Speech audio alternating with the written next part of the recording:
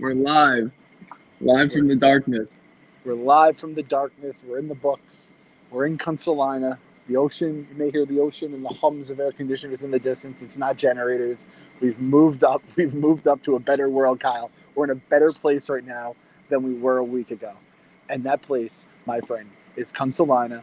And I say this happy that the Mets won tonight. Because as I said last night, I want everyone who is believing to believe and enjoy the run, enjoy whatever this team does, the ups, hopefully more than the downs. But I'm in Consolina. I'm going to have fun with it.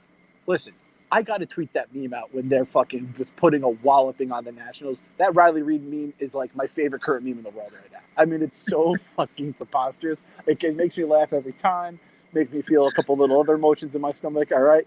But I just had to tweet it out, and then people think I'm coming back. I'm in Consolina. I am having fun, like, watching that kind of fucking, like, bludgeoning from a distance, knowing exactly what they're going to do. What they did tonight should be criminal. What they did. Fucking Nimmo looks great. Conforto's fucking coming up clutch. Pete Alonso's hitting fuck bombs.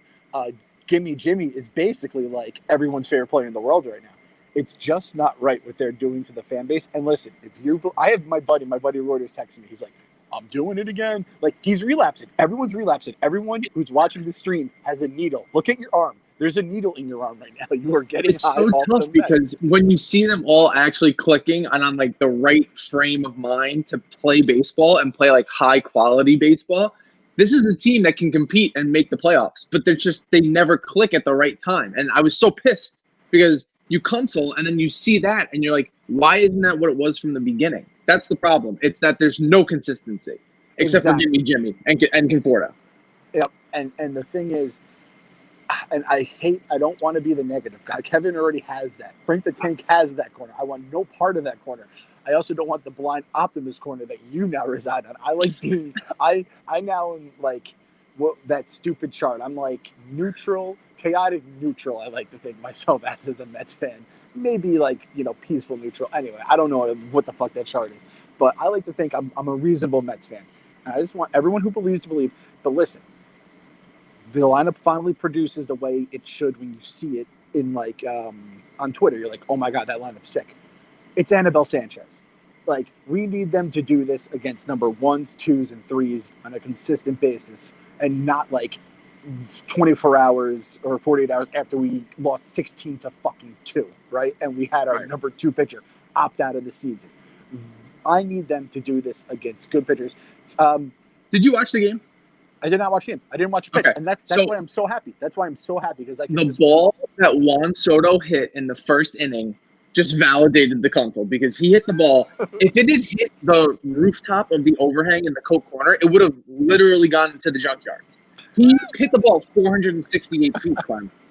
I mean, this kid's 21 years old. That should just give you everything you need to know. He's the new Chipper Jones. He's our new Chipper Jones. And I'm just praying for free agency. I would love to see Uncle Stevie go and get him. If he doesn't get him, I just need him out of Flushing. I need him out of the division. He is a stud. And if they're going to be this solid and he's still not even in his prime yet, it's going to be a long decade.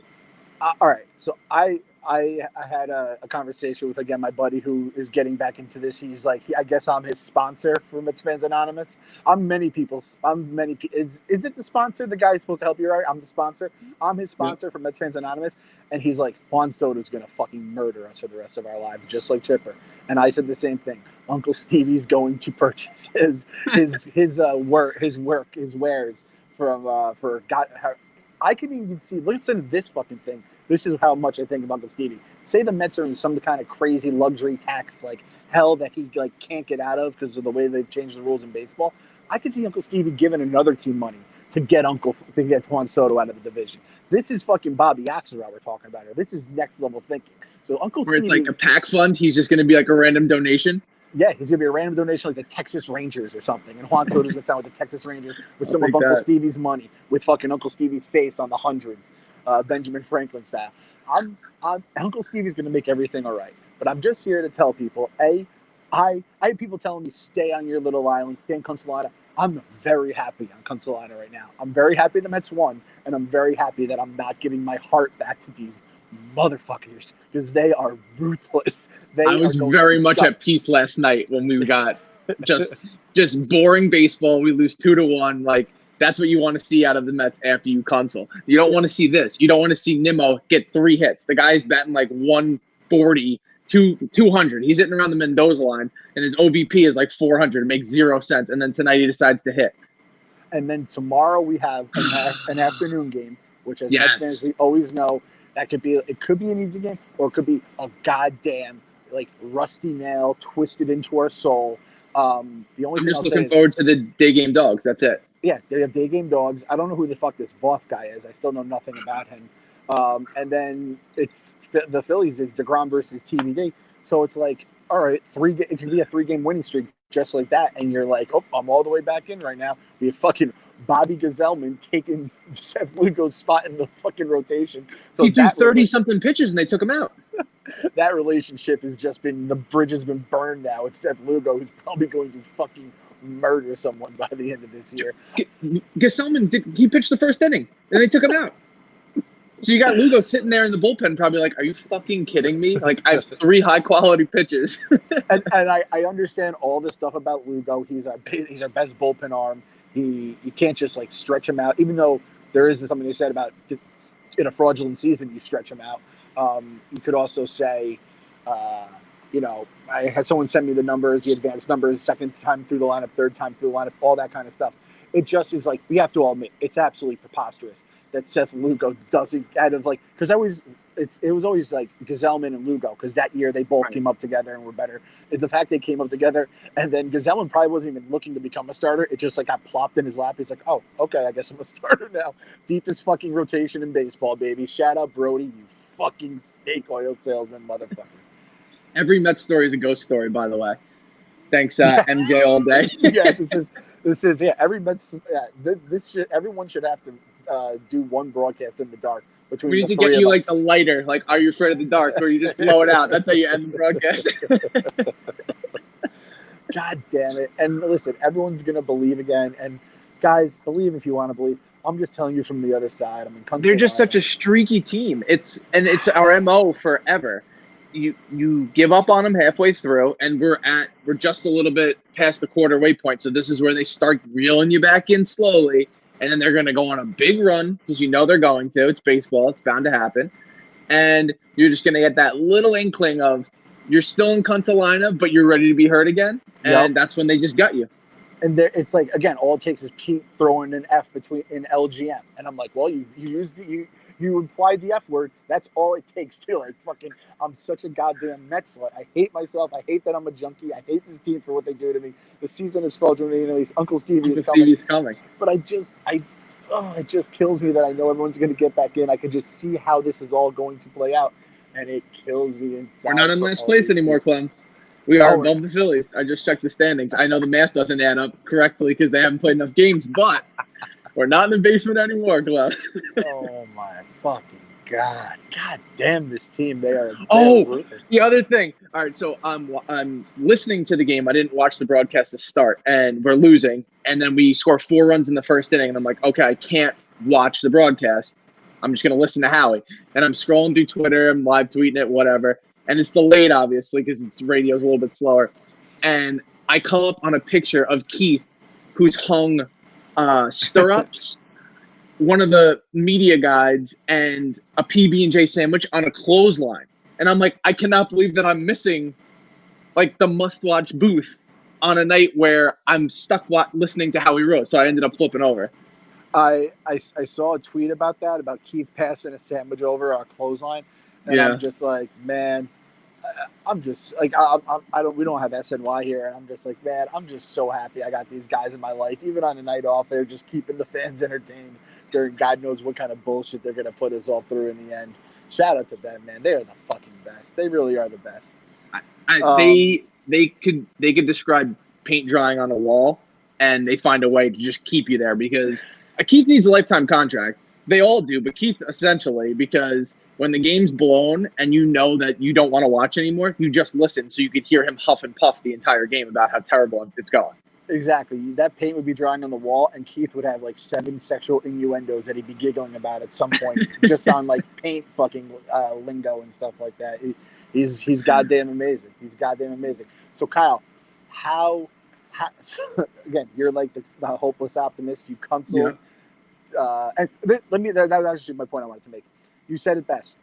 This team, they will not, because it's baseball. They'll go on a run, and it's also that's the thing about the Mets. They don't, they don't lose 4-1 and just put down the things. They load the bases, they get the rally started, and then they blow it on some like stupid thing where they didn't send the runner home or some crazy double play, unassisted triple play, just like the worst way to fuck you over imaginable. And I feel like that's what will happen here. Instead of just fading into oblivion in the next couple of weeks, they are going to suck us all back in like they did last year.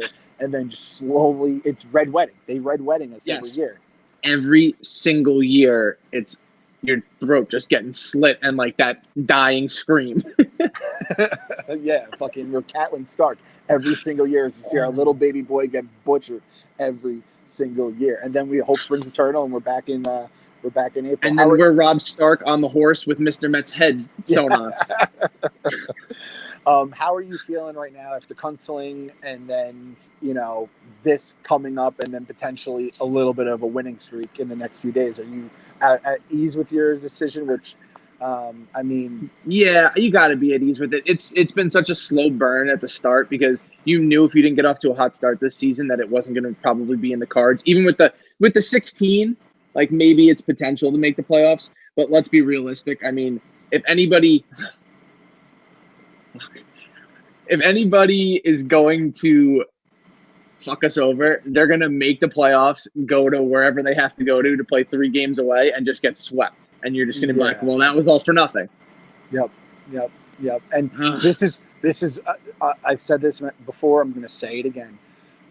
Brodie being able to raid any part of this franchise to get some little short-term arm and completely fucking just trade away one last young guy for someone that's not going to help us after the season, the better our record is, the more likely he is to do that. And that's what scares the shit out of me. Here's the thing, and we're going to talk about it more, obviously, on Thursday and the bigger podcast, but the trade deadline and the final day for bidding is August 31st.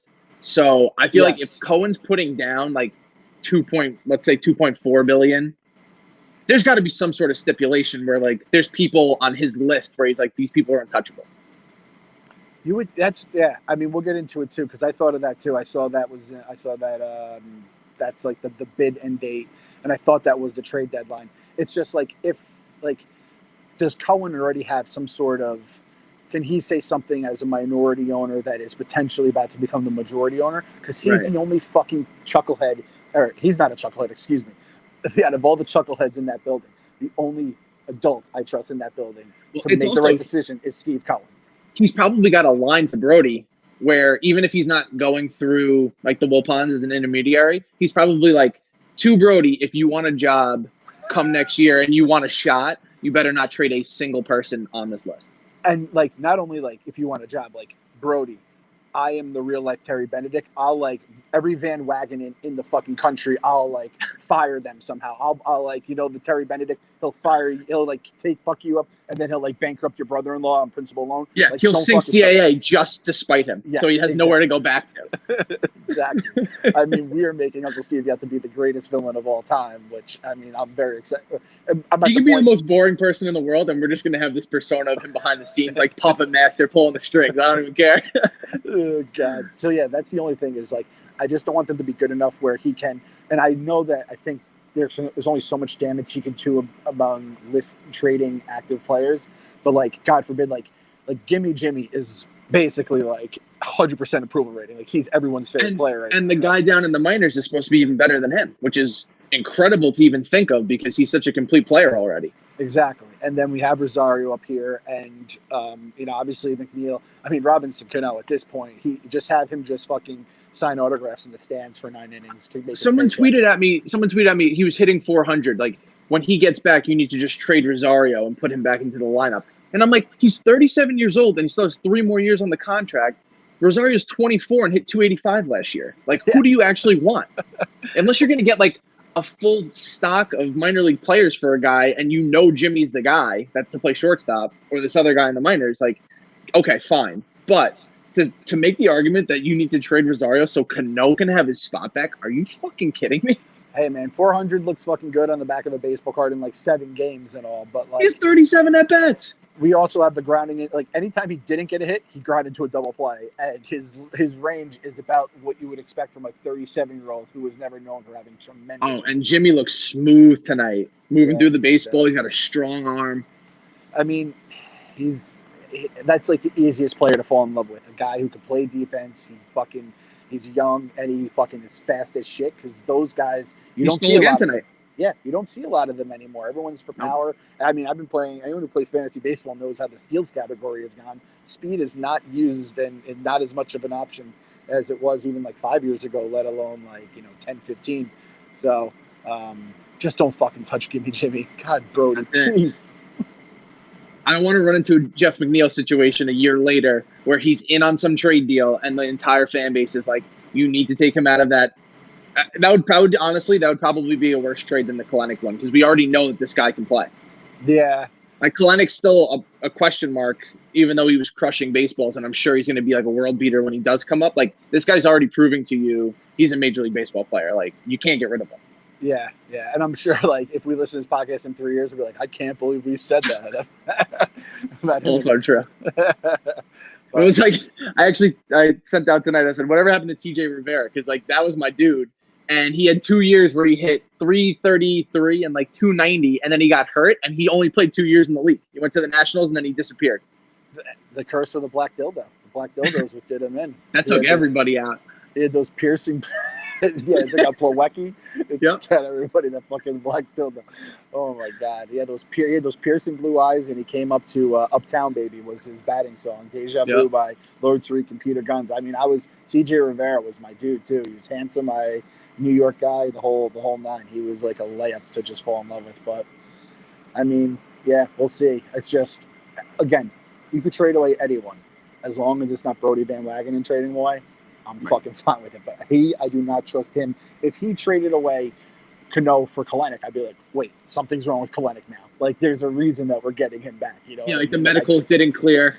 Yeah, He's got some like he's got spinal stenosis. Yeah, Kalenic has COVID. The entire clubhouse my gets God. COVID-20. It's not even like on the market Right. yet. We don't even know how to like fucking cure that kind of a thing or how to even handle it. And that's how like our season ends. It's gonna be some weird shit. So, hey, listen again.